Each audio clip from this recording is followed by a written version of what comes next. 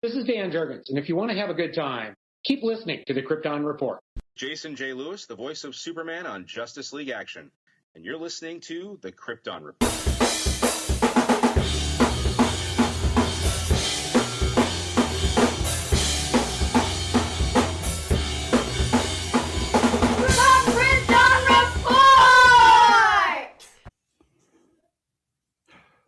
It's been 11 months, and we're back to review the next super movie in the new DC Universe franchise. I am Tyler, the Superman of Blue, the Man of Tomorrow. And with me, as always, James, the Superman of Red, the Man of Steel himself. And we had to have him back because he was here last time on the movie. Levi, what's up, buddy? How's it going, guys? And Hey, if you can, what's going and on, if you're Levi? watching the video, Levi and I both have our Supergirl special cups that the jacket is a very interesting shape. We will try not to show it on camera for the sake of the children. Make sure you face Supergirl, shield forward. Yep. This was the only collectible I wanted. That's AMC, I think, because they don't have it at Cinemark. That was the only collectible I wanted. Same. Because I wanted it to match my Superman cup I got last year and have the two of them together. I don't mind the trench coat. I just think the hood part could have just been ejected, So I just think whoever designed it has a laugh. But I thought you were really close to using a different word when you said ejected right there. Yep. But hey, we're back. It's been 11 months, and our biggest episode ever was the Superman 2025 review. So that's pretty exciting. And here we are, and then in 13 months, we'll be back again for Man of Tomorrow. So, all right. That's exciting to think about. We're going to skip over any DC news right now. The only thing I'm going to pop in news-wise is just that producers have confirmed that Man of Tomorrow is halfway through filming. So I just want to throw that out there because it kind of does tie into this, because we know that Millie Alcock, James Gunn confirmed that he was shooting with her, and that she's supposed to have a significant role in Man of Tomorrow. And we can speculate on that too, because having seen this film now, there's some things that I had thought was going to work into that. That's not going to happen. I'm wearing my Truth, Justice, Whatever t-shirt, which I'm a little bummed she never said in the movie. I wish she did, and she probably could have. I'm pretty sure we could have, found a way to work that in. So, but as we get started, we're going to do a spoiler-free discussion. And we're going to start with Levi and just quick thoughts on the film. And tell us about how many times you saw it in like your theater experience. Yeah, I've seen it one time. I went to the early fan IMAX screenings. As far as the theater goes, it was a late arriving crowd. I was pretty concerned there for a bit, but it ended up being about 3/4 full. There was one person who cheered every time Kara did something mildly exciting. So, always interesting. As far as the movie itself, spoiler free, Millie Alcock kills in the role. Just about everything she does, every choice she makes, I thought was fantastic. The rest of the movie, for me, spoiler free version, it was fine. It was a movie. Yeah, what's funny is while Levi was seeing this film, he was messaging me. He was on his way there. I was watching Toy Story 5. So I was in an AMC the day before. So that Wednesday, I was watching Toy Story, and I had tickets for the next night. And I went ahead and bought my Supergirl cup because I only saw a couple out. And I was like, you know what? I don't want to risk it being sold out or anything dumb when I actually come. So I went ahead and bought. What topper did you get for yours? I went with the crypto. I think that's the only choice. See, I got Lobo, and He's actually in the other room because the kids had it out. Because I didn't realize that they put like last year, like they gave you the topper like when you checked out.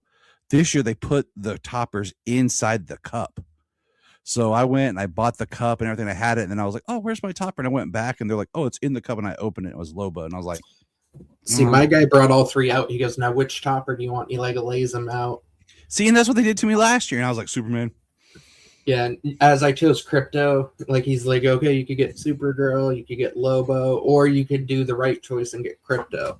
I was like, yeah. The right choice. Nice. Well, I mean, so speaking of Crypto, I took Sayla to KFC, and she's like holding the bag and thinking, she's like, "What don't we have, Daddy?" And I'm like, "We don't have Supergirl without the jacket, and we don't have Crypto." I was like, "We have multiple Lobos. We have Ruthie." And she goes, "Okay." And she's just holding it. She goes, opens it, and boom, Crypto. Awesome. So, all I've got is trench coat and Lobo, which I think are the most two. And can we just throw out real quick? No, it's kind of spoilery, but never mind. I'm not going to say it. All right, James, you go. Your theater experience, how many times and everything? Both of my theater experiences, I saw it twice. Both of my theater experiences were really good. I mean, neither one. Both of them were they had people in them, kind of scattered about, all over. But it wasn't like the place was 3/4 packed full. But had some cheers, had some audible, gasps, had some people clapping. So it was nice. It was cool. The theater go was fun. People coming out. Nobody was hating on it. I think most people are actually enjoying it. It's just the how loud people are on the internet. Yeah. Internet. Yeah, but I saw it twice. Saw it Saturday. Saw it Sunday. Enjoyed it both times. I thought it was a good movie. I mean, it's not like the greatest movie. I think some of the performances actually are probably better in this one, acting wise, than in Superman. So I kind of enjoyed that a little bit more. But Superman is definitely a bigger scale, and really enjoyable movie. But I like the movie. I have some parts of it that I really liked. Some parts of it that I really liked. Yeah. And those definitely stand out for me. We saw in the trailer, the Millie Alcock, the action, the flying is all really good. The Krypton stuff, we got to see a lot more of that. So some of that was pretty standout in different areas. But yeah, for the most part, I really enjoyed the movie. So we went on Thursday. It was me, the great Jania, Solomon, Sayla, my mother-in-law, my father-in-law, and our good friend Emily and Brian met us there. So we owned a row. What was interesting is we walked in and we were scanning our tickets and everything, and the lady tells us that they've been having issues with IMAX. There might not be any previews. Lucky. And I was like, okay. So right. we go in and we get the Nicole Kidman commercial still. And then we get the big countdown to IMAX where it's like, experience it now, IMAX. And then all of a sudden, boom, there's that Superman breaking the chain. I was like, oh, dang. Because me and the kids always play before a movie, guess the trailers, to see how many we can get right or whatever. I was like, oh, this is the movie. It was pretty packed. People staggering in. There was layered, staggered showing. So you had your 7 o'clock IMAX. You had a 7 o'clock regular showing. And then a 7:15 showing or 7:30. I can't remember. But you had kind of layers. So in the lobby, you saw people with their gear on and their shirts, and inside the room, it was pretty packed. It was nice. Good crowd, and we got. I don't know if you guys got any iMac or like any special gifts. We got the IMAX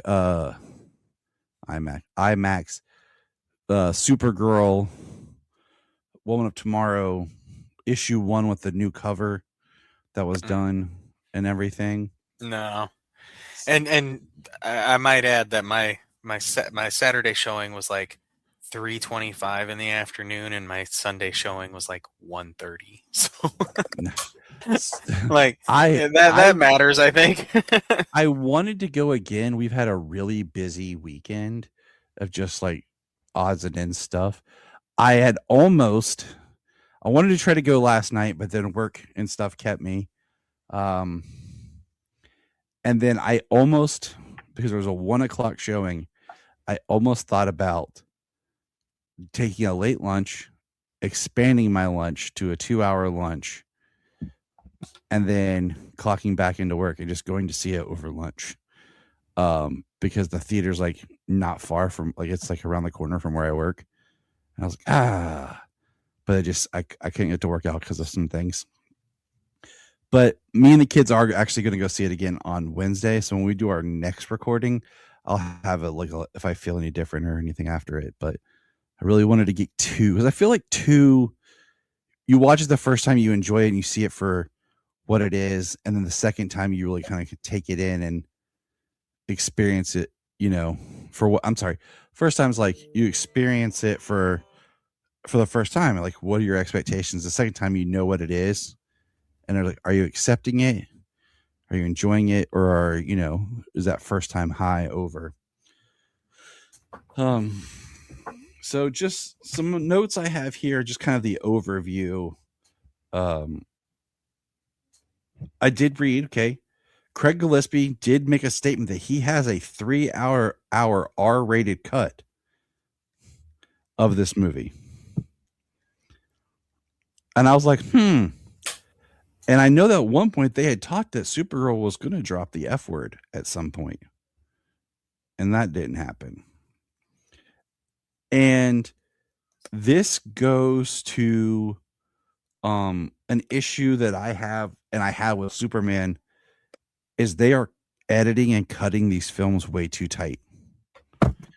I do not know like what kind of, they've put a mandate on something, but there are scenes that we'll talk about later on when we do our live rewatch of Superman that just feel like, okay, I missed something, but you didn't.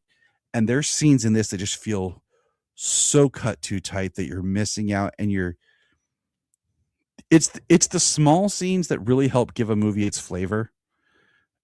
And when you cut it tight and you cut it and you break it down, make it simplistic, sometimes it can lose something that makes its unique.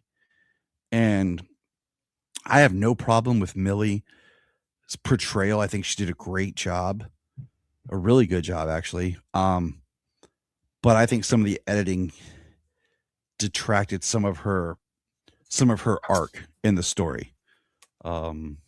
Currently, just so we have an idea as we go into this, on IMDb, this sits at a 6.2 out of 10. Rotten Tomatoes has it as the tomato meter, which I don't care about Rotten Tomatoes. I just have it up here for juxtaposition. 56% with the audience at 76. And then Cinema scores a B-.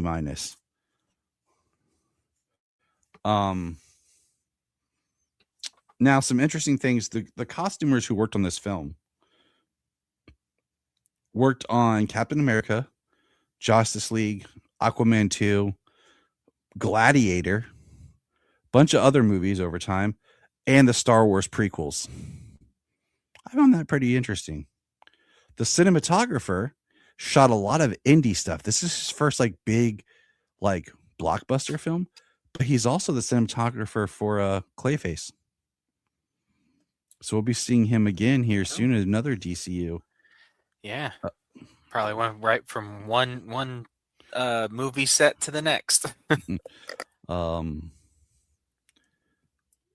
But I do want to pose a question to you guys, and we can answer this throughout this, because I think the comparison is always going to be there.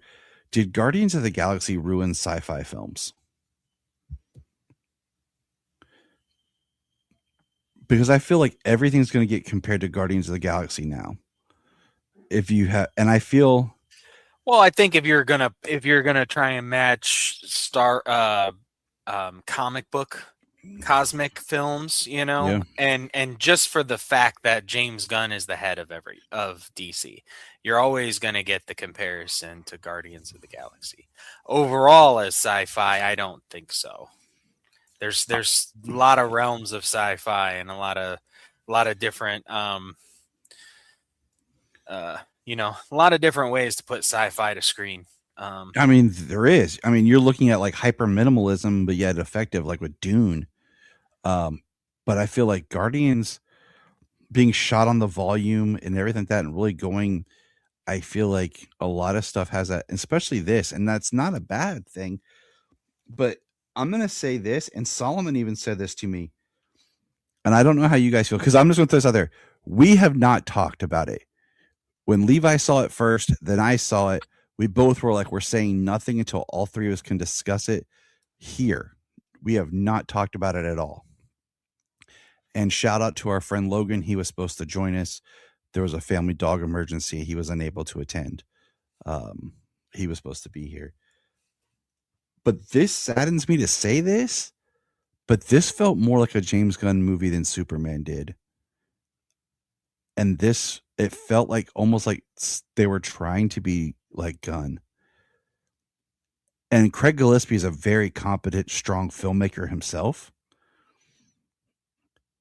And I was really excited for this movie because it was the first film in the DC universe, or the first main project that was supposed to be less Gunn.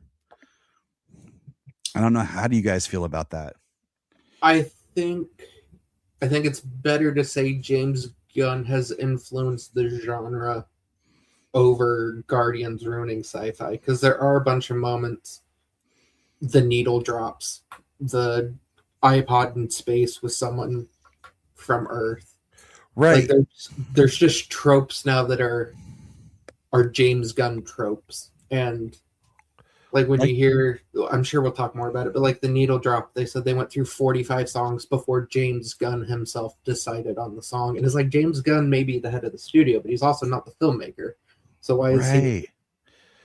Why isn't Peter Safran like, because then I'm feeling like you're not the filmmaker, you're the head of the studio. That's cool, but I don't watch a movie like, oh, this was produced by crap. What was that a-hole's name? Hamada.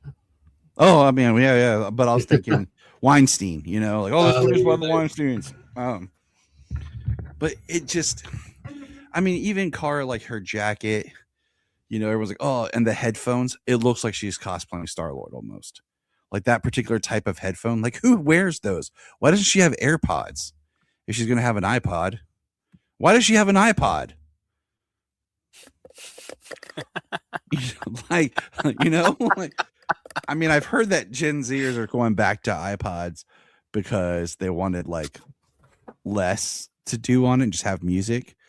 Okay, cool. Yeah. But I'm like, I mean, with the story they told of her being on Earth and kind of using music to kind of drown out the extra noise, makes sense in that regard. Style choices aside, because nobody wears the foam little headphones, right? Like, it's either just a headset, kind of headphones with the full cover over your ears, almost noise canceling. Whether it's corded or not, it could have been corded with her iPod, just like her. And that's what I'm just saying. Like those were. They could have done. I just from a visual, I like the idea of drowning out sound, like your idea of like soundproofing almost. Like she has special kind of like headphones that she like drowns out and gets lost in the music because of her hearing. Right. Like those. But I mean, they didn't lean into that. It was subtle. It was subtle in the movie. And I you know what I mean? They didn't have to tell the story of her learning any of her powers or anything like that. And that's fine. But I'm just saying, like, that could be a big thing of why she's drowned. Like, because I put in my notes here, like, what is her connection so much to music? Now, as of this recording, if you have watched the most recent episode of My Adventures with Superman, that did a much more interesting way of Kara connecting to Earth music than this film did. Because I think that's something for me that's missing, is some of her connection. But all right. Well, right now she doesn't have a connection. Literally, the only connection she has is music. Otherwise, she doesn't want to be there. Right. And what is You know it? what I mean? What is it about that? So, like, what? How great of a it's scene is music. it? Music talks to everybody. Exactly. But how important is that is as a scene? If we would have seen her like discovering music, like Earth And that, music yeah, that's one instead. of the editing choices I feel that they could have expanded on the film. I mean, And that's my little nitpicks in everything, is little things that I don't want to have to headcanon or be subtle. I would like to actually see the character experience certain things. Because I mean, we all know, like, as teenagers, our music was like an escape. We just go into, I mean, I do it now. Put on a song, you just get lost in the song and tune everything out. And I mean, why do we not have a cool scene of, like, you know how they do it in movies where, like, you hear the music through the headphones, the character puts them on, then all of a sudden it's like the music is now the bit, big, and you're hearing it through the theater, like it's now the needle drop. And that's how you intro into the needle drop, is they're playing it in the film, and then it becomes the needle drop. I would have even liked something like, and this, we'll get more into this aspect of it, I'm sure. Superman, Clark specifically being like, "Oh, Kara, music helped me. Here's a band I love," and then like the Mighty Crab Boys as a callback to the movie, and her being like, "Dude, this music sucks." Yeah, Right? exactly. Like, exactly. And her then like finding her own. And that would have been a perfect comedic moment too, between the two of them. I'm gonna say that for me, as like as a movie person, a filmmaker, one thing I think would have maybe helped this movie just a little bit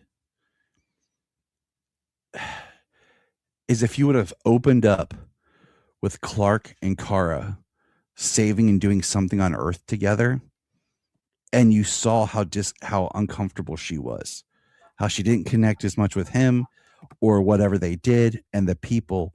And then it's like she woke up, like that was like she was remembering as a dream, and then woke up there on the ship like we experienced. Because I think just jumping into space, there's a little bit of a disconnect, unless you were to watch Superman to see her leaving and then start this movie. But I think that would have been a really way of introducing us back into this world and then going to somewhere new and showing us a little bit of you're muted, James, you beautiful man, you. Yeah. I don't know. It brought us right into her world, right when she left Earth. Brought us right into her world where she's out partying. Hey, Emily, what do you think of the movie?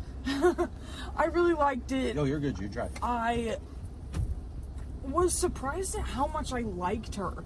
I kind of thought that she was a little brat, and I was surprised at genuinely how much she grew on me. But I didn't think that Supergirl killed. I didn't think that any of them killed. I thought that was kind of the DC bit. Well, Supergirl's a very interesting, and having read, oh my god, I don't know how much I've read this year, because this year's been heavily focused on Supergirl. I mean, I just finished this 70 comic run on her on one, but like her story is so much more unique. And just so everyone listening knows, I did give Emily here a copy of Woman of Tomorrow to read, so I think she would dig it. I'm going to take it to Nashville with me. Sweet. For all those listening, I'm going to Creative Pro in Nashville. It's a big conference for losers like me to go learn design skills. Well, her thing was she's more like, it's one of the differences that they tried to highlight, in that she will do what she needs to and what she must, different than her cousin. And I think this movie really helped show their differences. as characters. But you liked it, Jew? Comments? No, it was pretty good. I really liked the comic, so maybe it's just a smidge underwhelming for me because I enjoyed the storyline in the comic so much. There was a lot more, like, this, don't get me wrong, it was like deep, but I feel like the comic was a little bit deeper, and hit some notes that the movie missed. But I did still enjoy it for what it was. Kids, quick thoughts? I liked it. I really liked the slow-mo part. I also really enjoy when she just stabs Krim and says, "This is for my dog." Oh, spoilers. It's okay. It'll go in a good spot. Oh, okay. Hey, you better put this in after, like, it comes out. Yeah, one of my episodes when the trailer dropped was called Don't kill the freaking dog. Yeah, because Sailor kept yelling that. You know what part I liked? And Is now- when and now- Kara flipped him off and gave him the finger and said, "Goes, that's like me." I've done that before. I was like, yeah. Yeah. Yeah. I really enjoyed the movie. It's hard being popular right now. I really enjoyed it. It was very fun, engaging. I read the comic. Really cool comic. I honestly think the suit, the Supergirl suit, was better in the movie than it was on the Apple Music or music program. Oh, the sweet. Yeah. Yeah, it sounded better, like the way it was used. I do think we got the right amount of logo time. There's one thing I wish. What? That they used "Call Me" in that movie. Oh, because it was in the trailer. She's wearing a Blondie T-shirt the whole time. I mean, it's a good song. It is. I also I agree with Sayla. The slow motion parts are really, really, really well done. Those are also some of my favorite parts in Superman. They knew what worked and really ran with it, so I like that. All right. So next we're going to move into what I'm titling the main review. I have a Nice. couple of I like people who sent in some things, just some quotes to read off here. First of all, one of my favorite movie critics, he writes for different things in San Francisco, also teaches film. I listen to his podcast. I've talked with him. He's been on this show before, Zaki Hassan. This quote says, "Millie Alcock brings heart and humanity to Kara Zor-El in a film adaptation that struggles to match the unique voice of its source material. That's something to hold on to, fellas, and we'll get there." My friend Dre Finch says, "Yeah, I did like it. I just thought that Ruthie didn't do shite, and villain was too forgettable. We definitely need more Lobo, and I'm excited to see Kara and Kal-El team up in the future. Their different personalities will definitely be a fun on-screen dynamic." And then long-term friend, been on the show, movie watcher, he said, "I thought it had basic moments." This is from Donovan Hunter. "And the filmmakers are trying to copy James Gunn's tone and vibe, but it's not clicking. The script and the plot was bad. I know it's only movie 2. At least Millie and Jason were good, but Momoa felt stiff and wooden. Can't wait for Man of Tomorrow." And that was he said, "I didn't even like the trailer, so my disappointment wasn't that disappointing." And I was like, dang, it's kind of a bringer downer. But everyone's entitled to their own thoughts, even if they're wrong. Nice. But like comparing it to the book is, I know that they said they drew we're getting there. inspiration We're from getting there. it. You know what I mean? if you would refer to your outline, that's point C. Oh, my That's- bad. That's point C, because at first I had it as a minor thing, but then I was like, no, that's going to be a big discussion. But I think the first part to talk about is Krypton, because this is our most Krypton we've experienced. How are you guys feeling about Krypton right now? I mean, So we talked a tad bit before we got on Mike while you were having some technical troubles. Blasted But we technical didn't issues. we didn't get into nothing in particular. The one thing we did kind of agree on is the style of Krypton. I think is a little Basic. basic, lacking. I mean, I do like the old school sci-fi look. So, I mean, I'm fine with it, but the content is what really drove it for me. All of the content that was involved, really, from, well, I don't know. Are we in spoilers? Yes, we are in Okay. spoilers. From Krypton, from the first time we see Krypton in space, which I thought was gorgeous, the way it looked from space, the way they had the cities and everything. And then also the way that Krypton was crumbling in on itself. That the other space shot, that was really great. Zor-El and Alora's inclusion, actually saving Argo. I did like that, not being thrust off into space, but kind of like a lifeboat. Yeah.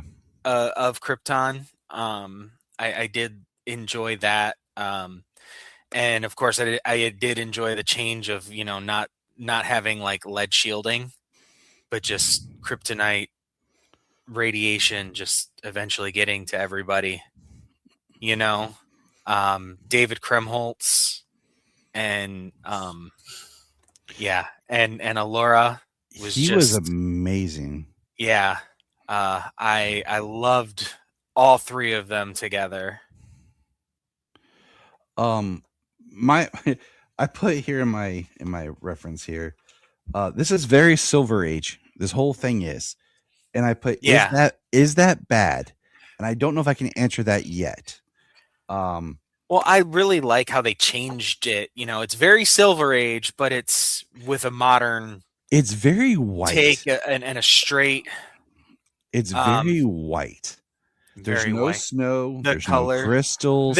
They are a little. If they still do if they still have any of the ideas of any adaptation of a sterile Krypton. I don't know if that's the case. Well, we know that Alora got pregnant, so. But there's me, if we're talking, but they were also in space. Their resources on that would be limited. Yes. My biggest issue, like James said, we talked a little before you jumped on. The content of the Krypton stuff, phenomenal. The scenes on Krypton, I loved. My problem with Krypton was it feels like 2055 Earth. I like my Krypton to be. It doesn't have to be sterile, but can it be sci-fi?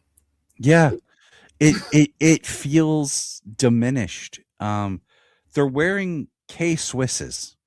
They're wearing white sneakers. At one point, there's a straight-on shot of Kara, and she looks like she's wearing white jogger pants with K-Swiss shoes. Okay, that's funny. I mean, they're very basic, like almost comfortable, like yoga-esque outfits at times, and I put that like there's no. It doesn't feel sci-fi as much. It doesn't even feel the Flash Gordon-y style. If we want to go back that way. So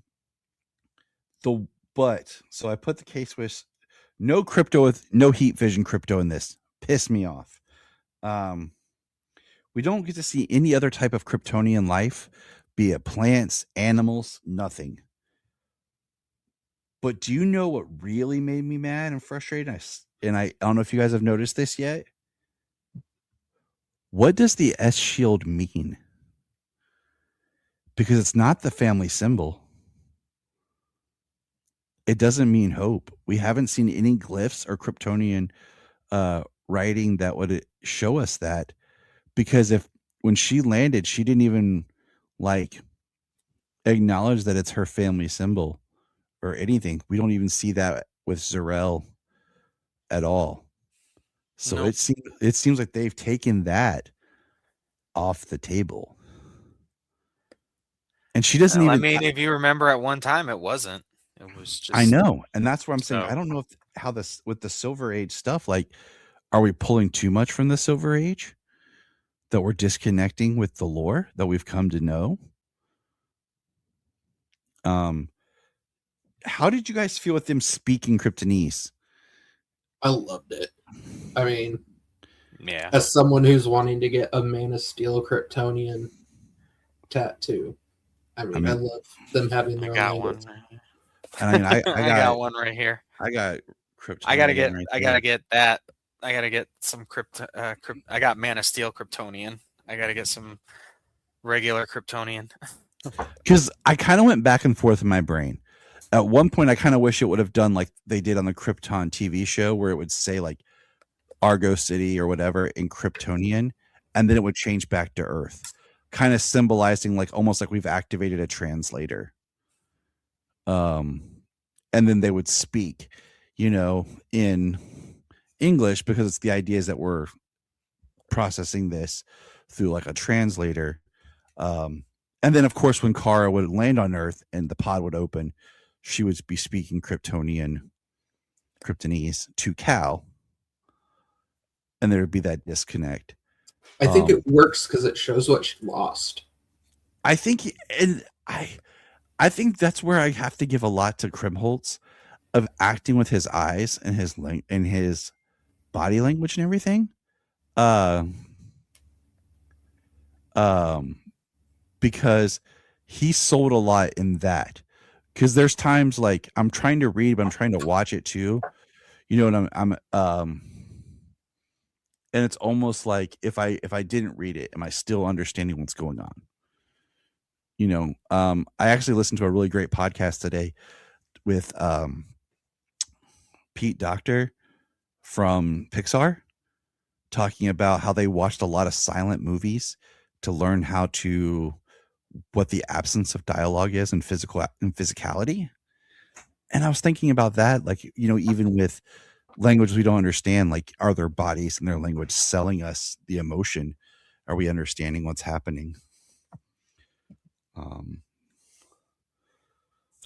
One thing I do want to add to the Krypton stuff is I love the shot Zor-El and Allura took at Jor-El and Lara.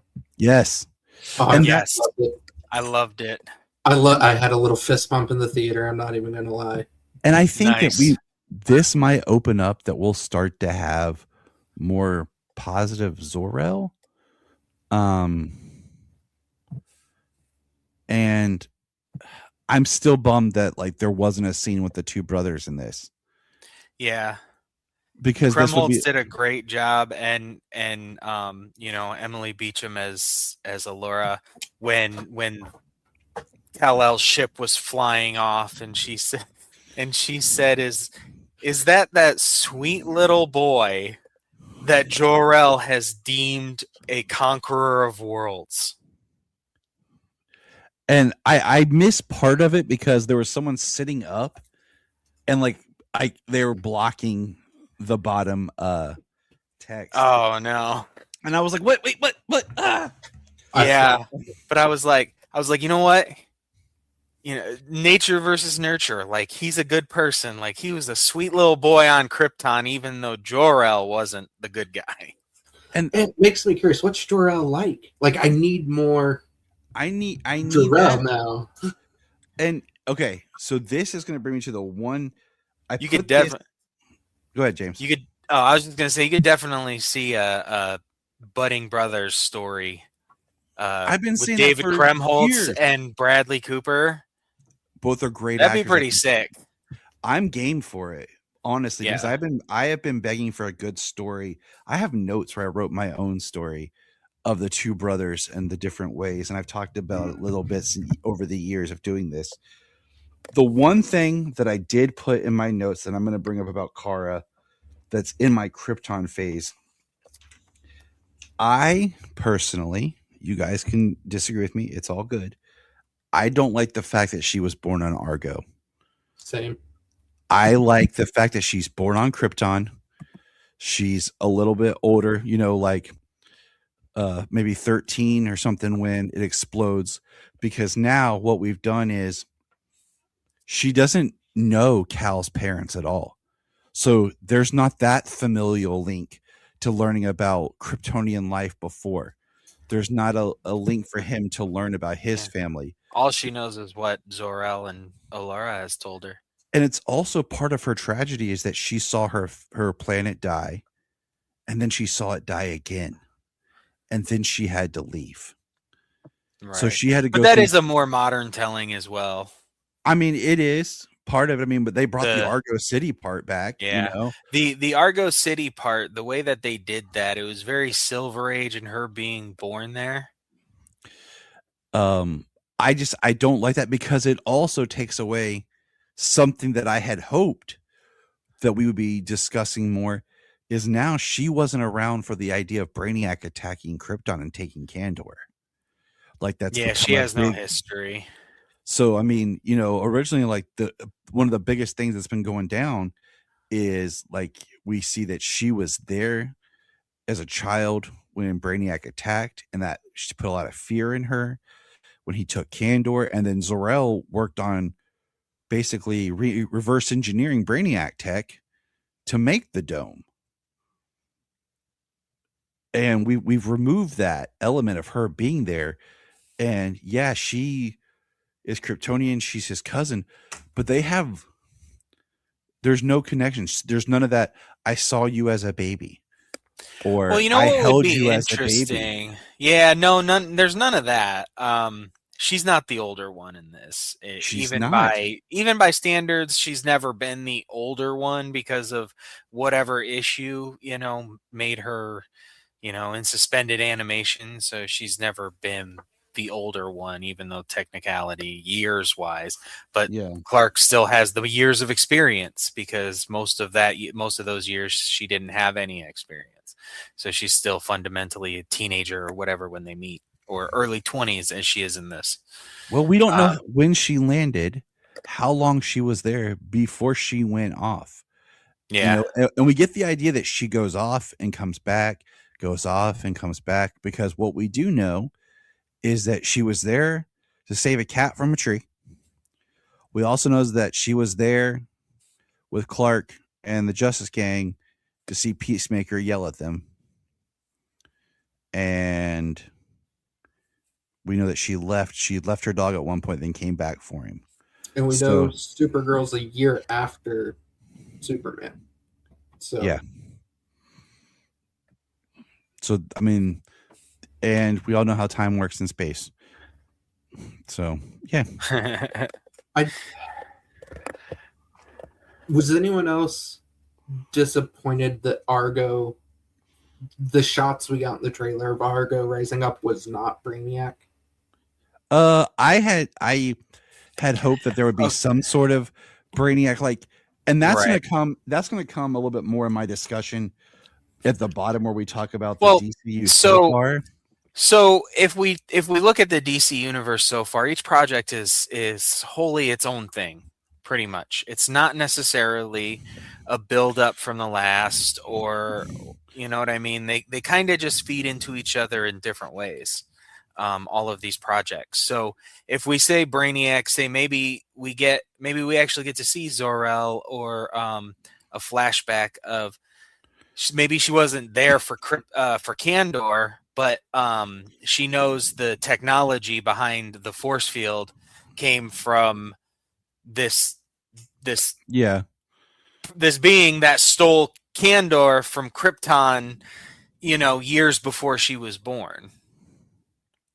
And we would actually be able to get to see that. We might actually get to see Brainiac take Kandor from Krypton in the past. In this movie, just because of the way that it's built differently. I would love a prologue. Not having this setup to do something else, telling the story that they're telling. I don't need setup. If you're doing a universe and you're introducing things, I feel like there's always space to add more, to tease. Like I said this on our last episode. I think it would have been awesome when one of the bar scenes to have Badge in the background or have him flying out. Right. Just to be like, But oh, if cool, a Green if Lantern. it's always add more, it's the double-edged sword. If you're always going to add more, people are just going to complain about what you did or what you didn't use. Right. I wasn't even hoping for like a direct, like, oh, here's Brainiac and here's, a shot we just filmed a month ago. I wasn't even, like a reference, like when she goes, what'd she say? Krypton didn't die in a day if only the gods weren't so kind. Like, yeah, like a shot of Brainiac's ship going away. Because it could be very easily that in this universe as Krypton, that the taking of Kandor started part of the eruption and the unsettlement of the planet. Like, we don't have that history or knowledge. I mean, we didn't even see Clark crash. We don't know if he was a baby, if he was 3 when he got here. Well, as of now, there is no definitive way as to how Krypton died. Was it a? Don't even say his name. Don't. Oh, James. Who lied about destroying Krypton, or was it Kryptonians mining the core of their planet, destabilizing it? Was it Zor-El bombing the core of the planet to blow it up for Zod? Highly doubt that with this sort of. Was it the sun exploding that the sun's going supernova that took out Krypton? You know what I mean? Like, there's not even a definitive, like, would taking a city destabilize the entire planet? Well, I almost feel like I need to pull back up Mark Waid's new History of the DC Universe and see what he says about that, because I know that there's a lot in there. What you guys think? We also do know that this is a movie and television universe that is not the same as our perpetual second act of comics. Oh, we know. What did you guys think of the score? Because I listened to they released early the Supergirl suite, and I like it. There's like one part in it where it kind of eventually builds up. That's kind of that big crescendo where it's that heroic music. It's like, and the music like actually kind of stays with you. And Sayla herself told me, she said, I liked it better in the movie than listening to it by itself because it plays in the movie. And I got thinking, like, listening through the score itself, it's not a bad score. The music's beautiful, but you could just hit start and not tell me if one song ends and another begins. It's very much a score that's made to fit towards the picture, that you can't really listen to the tracks. They don't distinguish themselves enough. I'm going to keep listening to it, but I don't know what it is. Like, certain scores you can tell, like, oh, that's this character, or that's this sound, or that's for this. You can feel it, but like with some of these that we've gotten in this one, it all sounds so similar that like Krim's music to Lobo's music, and even a little bit of Cart, like you're losing the distinction. Yeah, I mean, if the score, it's tough to. Sometimes it can be tough to listen to a score outside of a picture, and kind of get the same reaction. But if it works for what you're seeing on screen, I think it at least does its job. And with this movie, I feel like it definitely did its job. I don't think it was a transcendent score that gave us the definitive Supergirl or Lobo theme or anything like that. But I think while watching the movie, the score, helps you feel what you should probably be feeling in the moment, whether it's a funny moment, an emotional moment, an action beat, And then let's talk about the biggest needle drop in the movie. The one that actually made me laugh and cheer out loud when I realized Jimmy Eat World's The Middle, but done as a slowed down, more acoustic styled cover But then even the whole track is not always acoustic. By an artist, Kelty Gray and Kid Motel. What did you guys think about hearing that? That's our big action set piece at the end. Yeah, like The acoustic. You're like, I mean, hey. I'm a sucker for acoustics, so it sounded really good. The moment was fine, you know. I kind of think that I would have preferred to see a little more of the action than the awestruck on Ruthie's face as we kind of spiraled around with her. Mm-hmm. But like I said, I'm a sucker for acoustics, so I kind of dug it. I felt like the scene was a ripoff of the scene in Superman with Lois and Mr. Terrific. And the needle drop itself, for me, like the song itself is fine.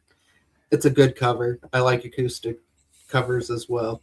But like that's the big action moment in your movie, and you're gonna drop an acoustic, very mellow cover of a pop rock song from the early 2000s. Yeah. Like, and that's where I was like, huh. But I will say that I actually think the action works better in this movie than in Superman, especially with Supergirl. And a lot of it's the way the shots are designed. They're a little bit more zoomed out and stuff, so I get to really experience some of her actions, and especially a lot of her flying really looks good. And she does more a lot of intricate. David's flying was very close up, and hers is definitely more wide angle. They did redo that. I did like that they did do that same kind of shot where in Superman where David's flying and then it goes like front like this.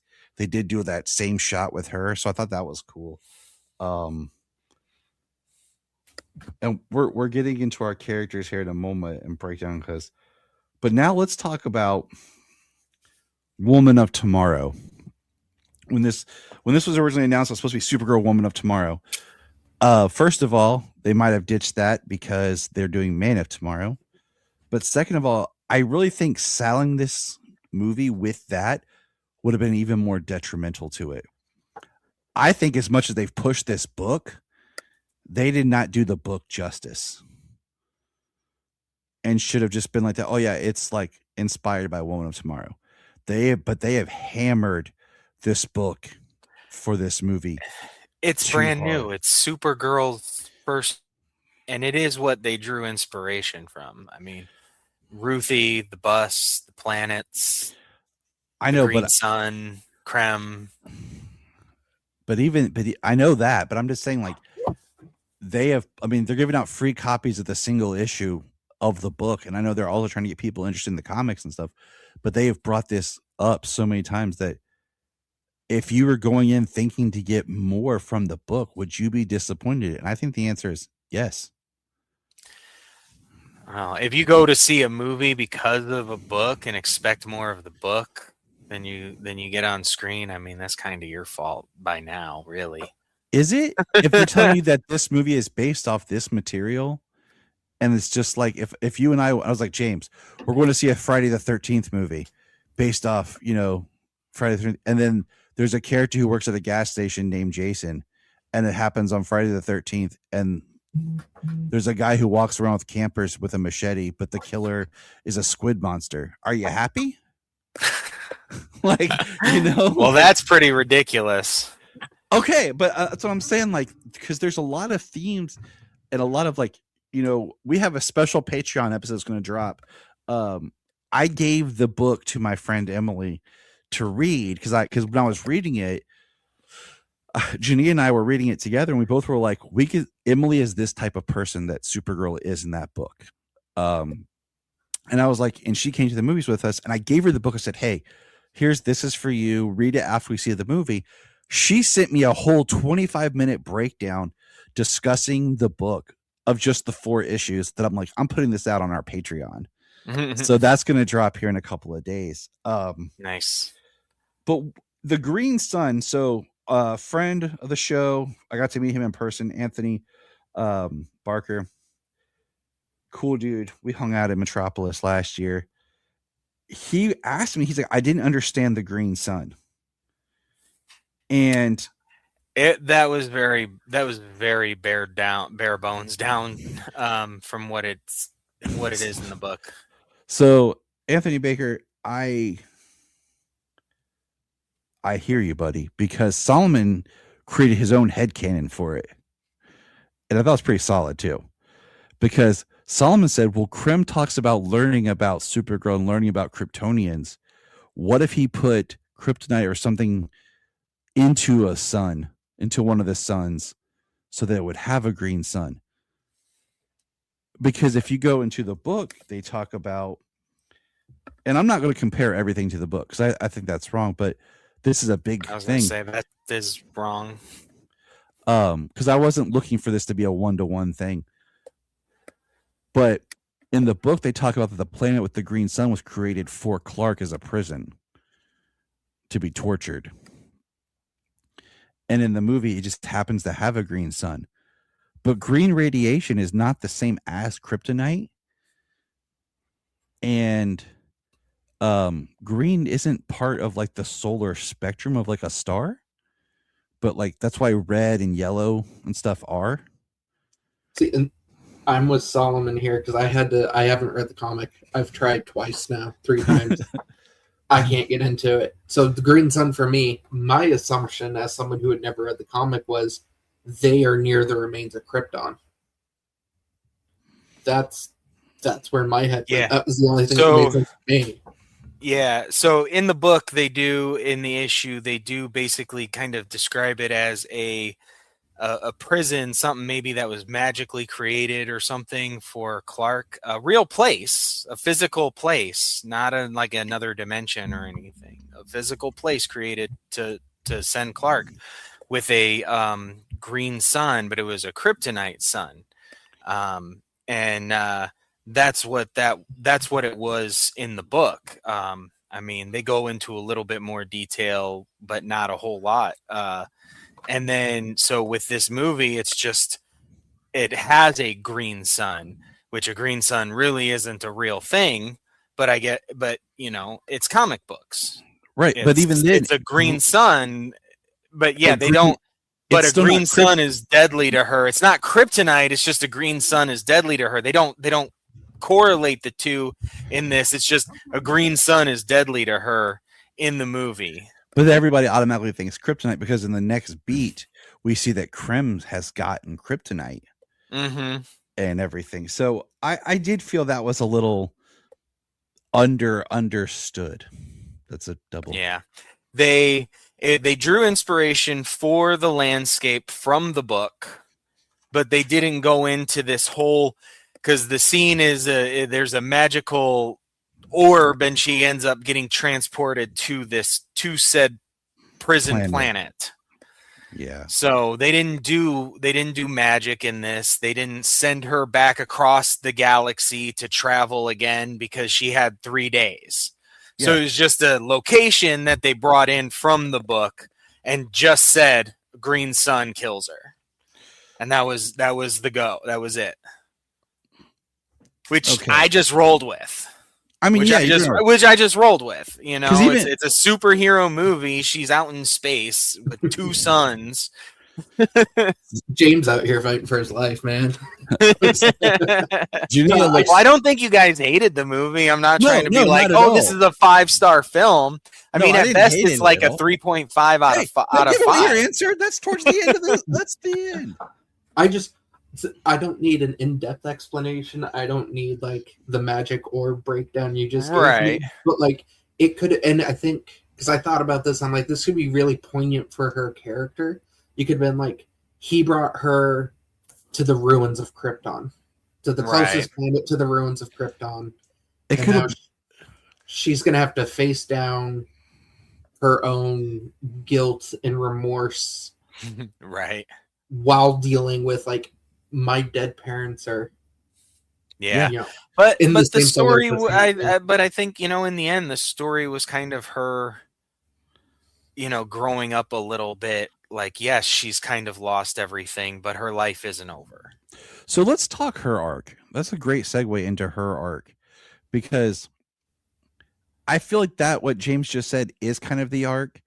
Is she, through Ruthie and what Ruthie's dealing with, she realizes there is something for her to do, and that she has life left in her, that she has to embrace. She can't live in her grief and her guilt. Like, not guilt, but like there is a survivor's guilt in her. And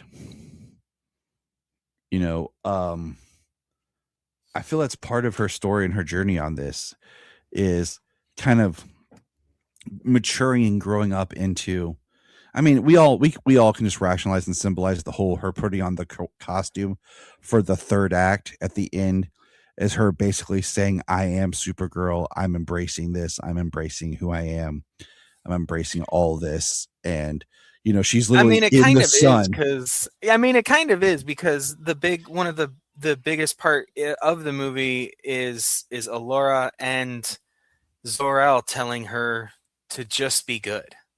Yeah, Just help people and be good. And I think she good. realizes that what she can do, maybe she should do. And her good isn't exact good as her cousins. Like, you know, I grew up really close to my cousins, you know, so I think about how we were and everything when I always look at this dynamic. And I also kind of think that Kara, we don't know exactly how she looked like she was raised probably a little tame, but we don't know that. You know, Zor-El could have been training her to fight. You know, she could have been one of those people where, like, she might have been one of the few babies, young people born on Argo, and that she was raised more warrior like or anything. You know, Supergirl in a lot of ways has become more of this warrior-esque character because she's become a great character. I mean, she always has been, but I've fallen more in love with her character this year through this journey of all these comics that James and I have read. You know, we've covered the, you know, when Kara was reintroduced by Jeff Loeb through the New 52. We're about to cover Rebirth. I've already read all of Rebirth and that era. So like there's so much about this character that's just amazing. And the reason why, go ahead. Oh, no, go ahead and finish. I was going to say is I think the reason why I was talking earlier about some of the editing is some of the beats that Kara goes through, and I can't pinpoint them. I'd really have to watch it again. With Ruthie, I feel like maybe this scene was going to be here, but they moved it because it really doesn't matter because there's no consequence to it. But just some of her actions, I feel like there's not as much of a linear in certain parts, like towards the middle, because towards the middle part, you really have Ruthie almost drop out of the movie and become very much just, she appears in a scene, and it's not till she's captured the Ruthie really enters the movie again. For me, Kara's arc is a little, there's an arc, but it's not a particularly deep arc for me. I think she ends up in a better place by the end of it, and her character development is there, but it's very like, I don't even, to me, most of the growth is through Ruthie. Mm-hmm. Ruthie is the one who we see get, even though she does kind of drop out for a bit, she's the one with the character arc. She goes from wanting death and vengeance to being able to walk away. Whereas Kara, she grows up and accepts her parents' wisdom that we normally see given to Superman to go out and do good. But like, it's more of just a choice she makes at that point, as opposed to like her parents' last wish. Yeah. Yeah. I But that's mean, what I yeah, I mean, I don't think it's her parents' last wish. I just think it's, she was raised by good people, same as Clark, and she's a good person. She just, she lost a lot more. I feel like her arc was the same as Ruthie's in a way. For the most part, I in kind of the way I called it, because when you talk about the book, compared to the movie, the arc for the story is relatively the same, minus Kara's arc. She's not part of that. Honestly, when it comes to the book, hers is not the character arc of the book. So that's kind of the funny thing is this movie was going to be about her. She was going to have to go on a similar journey as Ruthie, because I mean that's the movie's about her. She has to have that arc. She has to have the arc, you know. So yeah, she does have this guilt, even just surviving, um, and she doesn't have a place. She doesn't have a home anymore. So she's kind of just bouncing around. I think she does have a growth here. And I didn't really expect it to be leaps and bounds.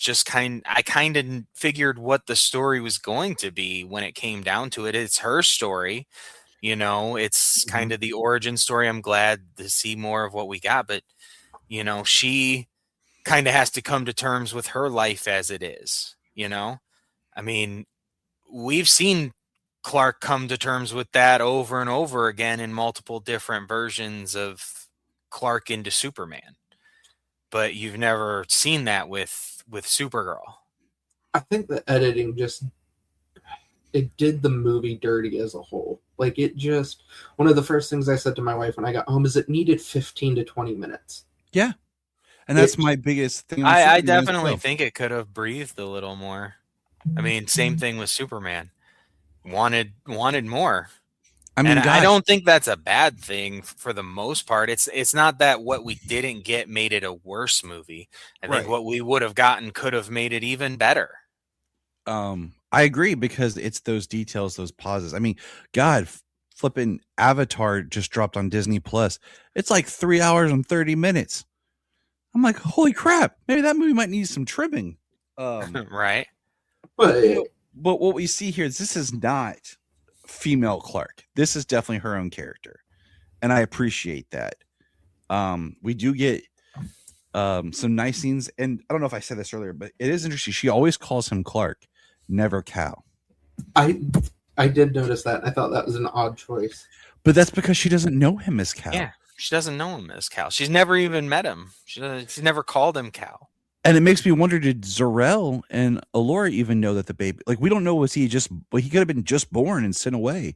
Like, we don't know if he was Cal, but I mean, they called him a sweet boy, but we don't know. Something I thought of, okay, this is weird. Okay, just follow me on this tunnel real quick. Because we just rewatched the pilot of the Melissa Benoist Supergirl. And in the line, there's like, they call me Supergirl. Why not Superwoman? And I got thinking about girl in the terms of like, it's separate from a man. Okay. Like Superman, and then Whoa Man has man in it, but girl's kind of like their own moniker. You get what I'm trying to say? Like, instead of, because I feel like Superwoman almost sounds like you're copying more of man, because but I don't know. It was just in thought, but I really did like when she talked to Ruthie, when she talked about, like, of course we got the trailer line about Clark sees the good in people and I see the truth. I'd like to see more of that dynamic between the two of them, but I like that she talks about Clark's heart being pure and who he is and growing up and everything, but how her heart's different because of what she's experienced, the pain, the traumas. And it doesn't make either of them good or bad. But But I did. Excuse me. I did like that explanation. I did like that, and the way she interacted with people. I don't think she. I think she like the people on the planet before she was poisoned. I think she was pretty suspicious, but wanting to be trusting of them and everything. I feel that Millie portrayed that, in her performance there. Like a little distrusting of them in the beginning, and then trying to just like, okay, let's do this, see where it goes, and ultimately, went to her being poisoned and beating a whole lot of ass, but John Wick in space. Yes. I did think they did a good job with us bonding her to crypto and what crypto means. Because, I mean, if you really look at it, she gets crypto on the day of her mother's funeral. Yeah. And then, like, her losing him when Krim just nonchalantly shoots him. They're not and with all the John Wick in space comparisons. She did some punching and kicking and some flips and stuff, and she was brutal. Like, and that's one of the things I think they did really well. She's definitely her own character in this. You know what I mean? Like, this is like the least male gaze, female led movie. I was gonna bring up that, like, not saying it's neutral, but sexuality is not present in this movie. No, the not only at thing all. you could, and it's not. The only thing you could say is sexualized in the film is the idea that the brigands are taking young women to be and I think their wife slaves. Right, and I think that's part of the story of, or the way that they made Krem as despicable as he needed to be to deserve what happens, because he's never going to stop. Right. And we're certainly not going to get our epilogue, and I'll just leave that there. But yeah. I think I didn't expect that at all. Yeah, I no, not at all. So I think it ended the way it should have, because I think he was just that despicable of a person, death and destruction everywhere he goes, taking children, you know what I mean? Like, and then Supergirl in this movie, like I said, she's covered up completely the entire time. The skirt isn't short. The boots are high. Her collar is high. She punches guys in the face constantly, and they freaking deserve it. Like, it's obviously she's a strong female character, and people are threatened by that. And I think she did a great job portraying that, and I think they did a good job with that in the film. I will tell you guys this. One of my favorite parts of the movie is not just because of the movie, but because of what happened right next to me, is when Supergirl's sitting there and she goes, "Oh, I got a surprise." As she flicks them off with the finger. Yeah. Right. And Sailor goes, "She's just like me. That's my Supergirl." And I'm like, "Oh my God." And I was like, yeah. But I mean, so I remember being at Blockbuster, and I had these two guys saying, which movie's better, The Avengers or The Dark Knight Rises? And I was like, oh, well, if you're looking for more, and their chuckle and laughter was, who had the better butt, Anne Hathaway or Scarlett Johansson? And I'm just like, seriously. And I'm just like, I get tired of that. And the over sexualization of these characters. And we've talked about that before in the artwork that Supergirl had. So in this movie, they didn't make her look like unattractive or make her look dopey. She looks like a person, and I appreciate that as having a daughter and everything. Well, we just read Supergirl from 2006. Yeah. That's what I'm saying. She's practically wearing nothing. Exactly. We had those same conversations. All right, so we'll probably hit more of this when we come back. What about Ruthie? Did you guys like her costuming at all for Ruthie? I mean, it looked like the comic. It looked like the comic to a point, but like I think she could have looked a little bit more alien.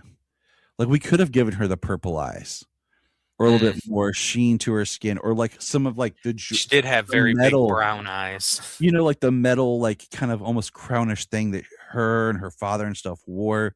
You know, that looks almost elvish, but it's not elvish. You know what I mean?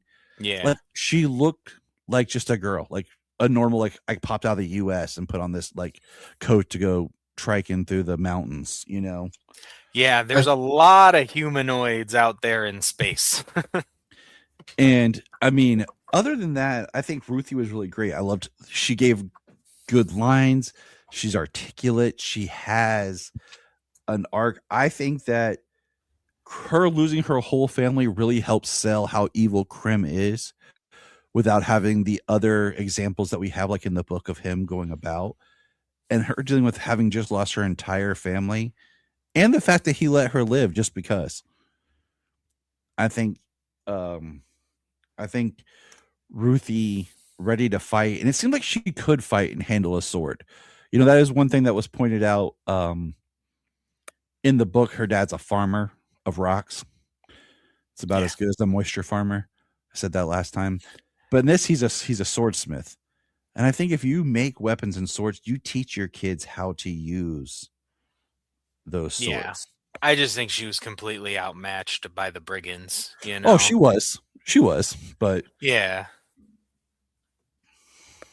So, and making them super powered in this just for the sake of them being as devastating as they are, you know?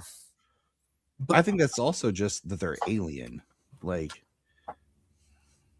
I think the alien thing, and then going back to Ruthie looking mostly human, I think sometimes in sci-fi it's too easy to be like aliens bad guys, human looking people good guys.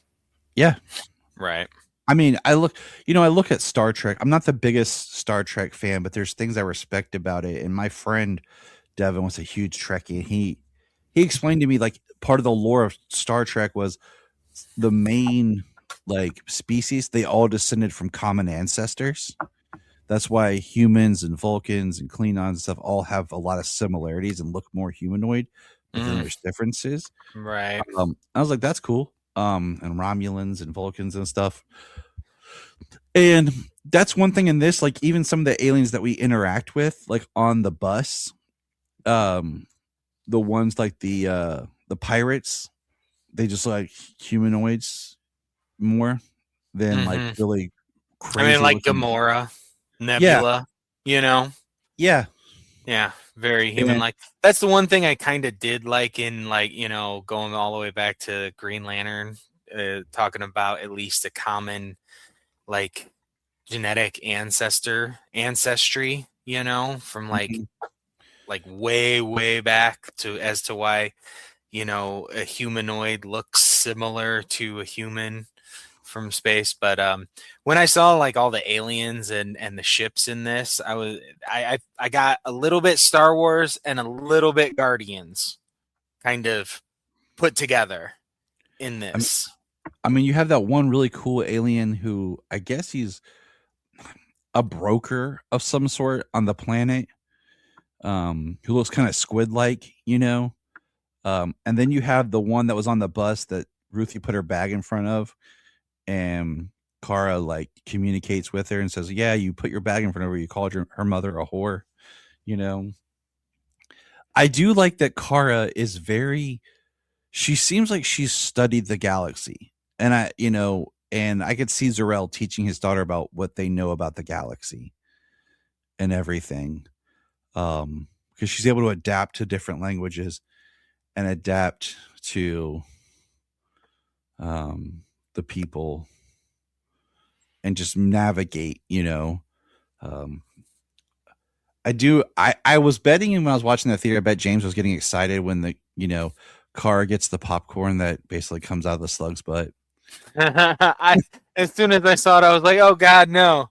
And then she put it in the bucket and I was like, oh God, no. And then she ate it, and she's like, "Okay, well that's it." And he ended it. Like it is. And I was like, I was just like, is that too much on the nose? Like, right? Saying of a joke, like, I was like, that is so literal, it's hysterical. All right, Lobo. I'll go last. Levi, you go first. Lobo thoughts. Okay. Was Jason Momoa born to play Lobo? 100%. That's also my biggest problem with him as Lobo, is you see him on screen and you just go, oh, it's just Jason Momoa with makeup on. And Kara's exposition dump with who Lobo is a little like spoon feeding us the info, and then they never touch on like what makes Lobo so terrifying. The only time we see him use his abilities is he gets stabbed once. Yeah, I had to. So my friend Emily, because she didn't know the character. We talked. She's like, was he like a vampire or something? Like, like what was his deal? Like the way he Just looked. his teeth. And I'm like trying to explain it to her, and it would have been neat with what you just said. Like if they had done something where take Kara's lines about Lobo, right? And spread it between different characters. Almost like this scene is Kara's like, oh, that's Lobo. And then you cut to like some other people in the bar. He's a Zarnian who killed his whole race. And then you cut to someone else like, he has a god complex. Maybe, and then someone else like, maybe we should worship him and fall down. And you have all of a sudden these whispers in the bar. And you're getting your exposition dump, but you're kind of getting it from different places instead of just being like Kara telling Ruthie real fast. Yeah. She told her real fast because she kicked everybody out of the bar. I just Lobo for me in this wasn't necessary. It felt like Lobo was there because they wanted to put Lobo in something, and Jason Momoa was available. Yeah, that's kind of it, but also the way that they used him, just being a bounty hunter, following or trying to get a brigand. I mean, it works fine. He's just after a brigand. It doesn't feel forced. It works, but at the same time, you could take him out, and it would work too.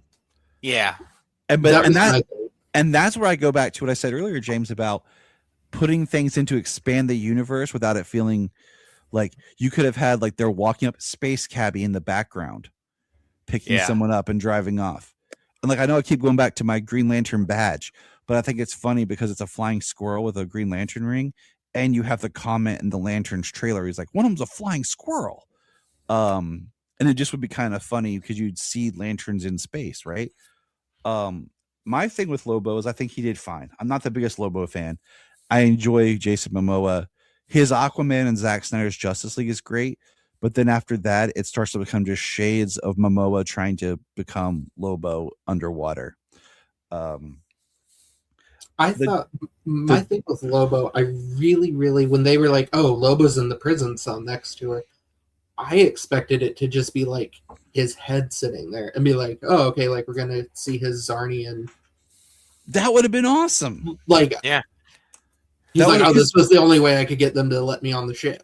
Like, yeah. And then like, she's like, oh my God, they killed him. And then he's like, what? And his eyes open like, no, I'm good. I'll be back in a minute. Yeah, they did not really utilize his abilities very much at all in this. I do want more. And I mean, yeah, it is kind of just Jason Momoa up there. But if you read Lobo and then you kind of listen to him talks a bit different than he normally does, as Jason Momoa. So he does portray a bit of a Lobo.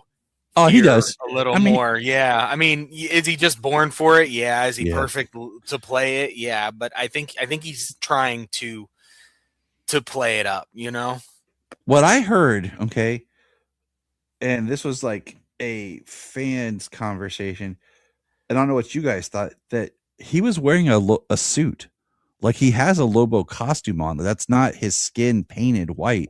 Like he's wearing some sort of suit, like Momoa is. It as looks like Lobo. it. He looks really big. His arms look pretty huge, and even here in the torso, he kind of looks so puffy. Oh, well, and that's what I was like, huh? Because I would have. That's why I would have liked to have seen the film again. I didn't like the duster as much, like the long trench coat duster of Lobo. I like more of the short jacket. That's my only costuming thing. I've complained about his black pants compared to like the jeans, but that's whatever. I do think it's funny. I like his bike. How it's both just rides on the ground, and when he rides off, it just rockets fire, and he just goes. I do hope we get a full on Lobo movie because I feel like this is like strike while the iron's hot. You grant like 100 million Lobo R-rated movie. This is the time to do it because I feel like everything that we're saying about it, it's the stuff like, oh, but if we did a Lobo movie, we could really do this, and we could really show the Zarn show him blow his head off like he does in Krypton with his arm inside the room, and he blows his head off so he can regrow off of his arm in the other room. Exactly. Yeah. My sacrilegious thought coming out of the movie was I kind of like the Krypton version more of Lobo. They utilized him a little more, I feel. It's the way they utilized him on Krypton. I like Momoa's. I feel like the Krypton version was a little bit crazier, creepier, scarier at times. He always was a little more wide-eyed, but he's more unhinged. Yeah, but I'm like, you know what? Give me a movie with Momoa, an R-rated Lobo movie, and we probably having a different chat. Okay, Krim and the Brigands as villains. My mother-in-law looks at me and goes, "Is this Mad Max?" And I'm like, how do you first of all feel about the change of the look of Krim? I didn't read the comics. So I don't have a leg to stand on. He looks like a Scottish dude. Like he's redheaded, human. I've seen him, but he's at the end of the first issue, but it feels like one of those things. Like, again, they didn't want to make him look like an alien, so they're like, well, what can we do to make him look like an Earth bad guy? And they went with a Mad Max biker gang look. I think my note for Krim, and this is what I wrote down for myself, is Krim was definitely in the movie. Yeah.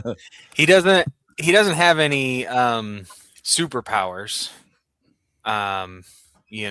Like in the first issue, he has a bow and arrow and a sword. Yeah. A red solar planet. She has no power. I understand why they made him a threat. In this, they all look like they're more like a gang, and I hate that their costuming is similar in palettes to Lobo's. That you can kind of almost think that he was one of them or something if you don't know. Like if you're just watching it. That's why I like to gauge from like my mother-in-law and my father-in-law and my friends that go with me. I do like that Krim, he's a little bit more threatening feeling because a little bit more of a different story than we're introduced in the comic. His eyes look good. They were like red and crazy, and the actor was great, but the metal crap on his face to me distracted from his character. It could have been, I don't know, they could have done something else to make him look a little bit more alien. Is that these look like he has just metal studs in his face. That opening scene kind of you're muted, James. Kind of reminded me a little bit of Inglourious Bastards in the intro with Christoph Waltz. Like if they would have played Krim a little bit more in that vein, because I like that he comes in, he's like, oh, is that pie? Because food was one of his big things. So he eats the pie, and then he finds Kara's half bowl of cereal, and he's eating her cereal. And just really seems like he's a thug. And what I can say about it for me is I like that he's a bad guy. He's not a villain that, oh, he had a rough childhood or he had this and this is why he's evil because that's what he is, because he pillages, he does horrible things because that's who he is. And I'm okay with that because I like having bad guys that are villains. Yeah. You know what he reminds me of? Bad guys that deserve to die. But he reminds me of a video game bad guy. Yeah. Like the opening of the game, he kills Ruthie's family. And then in the next level, you think you've got him and he poisons Crypto.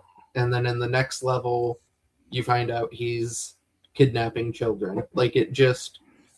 I like that story angle with the kidnapping the children, the brides, and part of me is like, I wish they would have went more into it. And then because one thing I like is when you see like them taking the brides and like those like cargo holds, and they're lifting them up. It's Lobo that's cutting them down. Yeah, he and everything. So I think it's mostly for the chaos in that respect. Exactly, but it's still like it was really quick and. But I mean, we go from like the racism and genocide of a story of a race, now now in the movie, because it's probably even more acceptable to talk about in the movie, is him kidnapping children. And making young girls into their brides. You know what I mean? Yeah. Like, and that's just one it's more. Like, horrible either way, and it's deplorable, all of it. And that's why we're like, kill that guy. The action set piece there with Kara fighting. I mean, so there is this other bartender family. They have a daughter. They basically sell out Ruthie and Kara to get their daughter back. Ruthie goes to kill Krim, but Kara stops her and saves her. I believe if Ruthie hadn't been there, Kara could have saved that family, because then Krim just wipes he kills the mom, the dad, and the daughter. And not that I liked it, but it showed that he really has no care. Like he just kills, because we don't have scenes of him committing genocide. We just see him murder whoever, whatever. He doesn't care. Yeah, completely. And just I think the brigands, though, because you said Krim and the brigands, the other brigands, the unnamed brigands, they're just cannon fodder. Yeah, which is a little. Why give them powers and all this sort of stuff if we're just gonna cannon fodder them? I mean, for the most part, the brigands are cannon fodder. The only other one we can really. And she's chasing him from planet to planet, kind of in the similar vein as she's trying to find him here. It's Krem and the brigands. There's not a brigand that's. In the book, he meets up with the brigands who are space pirates, and we have the scene of her fighting the space pirates. The only other brigand that stands out is the one that Lobo's hunting, because he it's really fast how he cuts his head off and puts it in a bag. Which is something he is known to do. If he does not need you alive, and if you won't come willingly, he will take your head off and return you dead. Going back to Lobo for a sec, what did you guys think of him watching Kara, get a little pokey with the... Hold that thought, and we'll do that when we talk about the end. Because one thing was when we did our review, I didn't want to do all these other podcasts have done the next day reviews, dropping spoilers on the Friday and I was like, I wanted a couple of days to go so we could all watch it at least another time and let it sink in. So real quick, because I want to get to the ending and just talk about that. Superman. He was in it more than I thought, and I liked seeing him. I liked how he kept reaching out to Kara. We saw him when she arrived, and that was a funny, cute scene. Didn't need the underwear joke, though. No, it was great. Keep it in there. I loved it. Yeah. Well, screw you both times. but I did like at the end where he's like, you know, I could have used you. And it kind of makes you wonder like, oh, what was he doing? Like what was going on? You know, and like how he has a yearning for family and for her around and just, you know, seeing them together. And I want to see more of them together. I think his scenes for me were the highlight of the movie. It was Maybe nice it was nice to see him on screen again. Yeah, maybe I'm biased, but like he just exudes like the kindness that I think we all fantasize about Superman having. Yes. What did he say to her? He was like, "Shoot." Yeah. He's like, why am I talking louder? You can't Yeah. understand what I'm saying. And Yeah.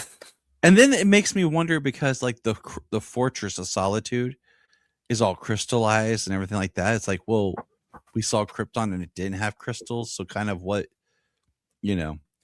Right. Is that supposed to be his ice castle?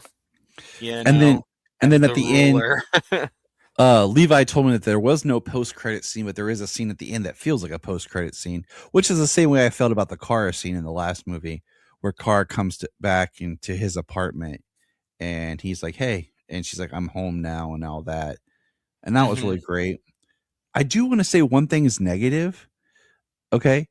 There's no scene of her in action in the Supergirl suit with the jacket on. In all the promotional materials, it's like that's the kind of the image I felt they were selling us about her being caught between two worlds. The jacket represents her in like her regular street clothes kind of person, and then the Supergirl costume, it's kind of this, because one image from the book I do like is where she's wearing her jacket and it gets torn and then she kind of rips off and she's wearing her Supergirl suit. But okay. Yeah, they went about it again in this that she's not wearing it underneath. It's a different suit. She totally she's just puts not that on. She's just The not only wearing time it. Yeah, the only time she wears that look is in that scene when she gets back home. She's wearing the trench coat with her suit on when she gets back to Clark's apartment. And that's, I feel like, does she just not have other clothes, or like she's like, I gotta keep this covered? So let's talk about the ending. The fight scene is awesome. I mean, the action is great. I think the action in this, like I said, for a lot of it's better than Superman. When she grabs Krim and does like the rollover with him, I flippin' loved that so much. It was even more intense, but Superman did the same thing to Bizarro and the Engineer. I know, or Ultraman and the Engineer, but she did it more intense.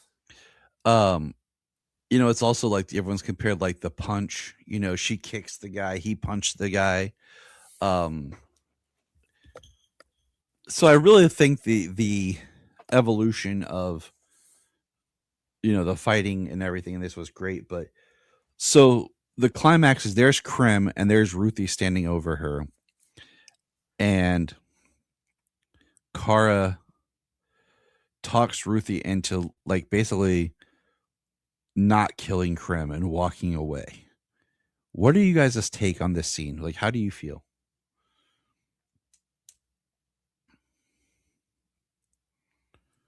I mean, like I said, I feel like he deserved it. I feel like they made him a character that needed it. You know what I mean? Like he wasn't going to stop. And it's not like we got Green Lanterns in this movie to take him off to some science cell. You know what I mean? Yeah. So, I mean, however you want to explain it out in comics the way they do, I don't think Krem was ever supposed to come back. You know, this is the only story that he's going to be in. And, you know, I don't feel like it's a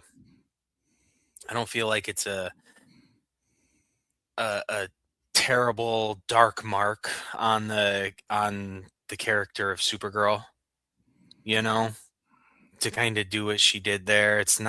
She's not Superman. That's part of the the story of the whole movie, you know.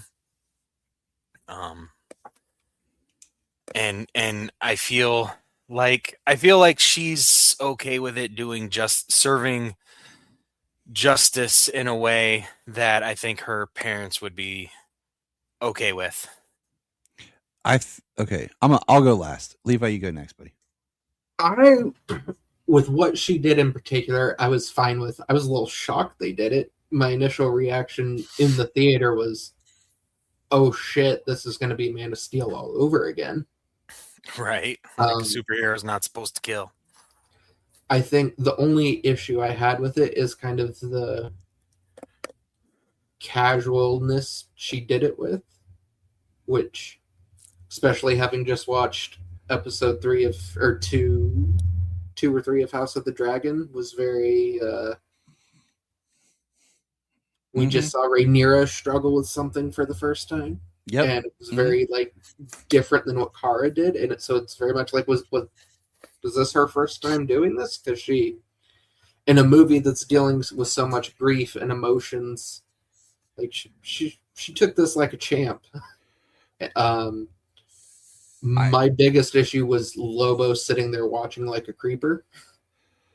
Yeah. It was, and it was like, do we need another Lobo shot? What was that about? Go ahead. My headcanon is he's reporting back to Atrocitus. That's cool. I mean, I just kind of figured Lobo likes death and destruction. You know? Kind of just seeing if she's gonna do it or not. So the first thing to take into consideration, there's no Green Lanterns coming for the science cell. Second thing, like you said, Krim's not going to stop. He's going to keep going. He has to pay. Okay. The ticking clock's running out for Crypto. This isn't like the book where Crypto's already healed, but Ruthie doesn't know that.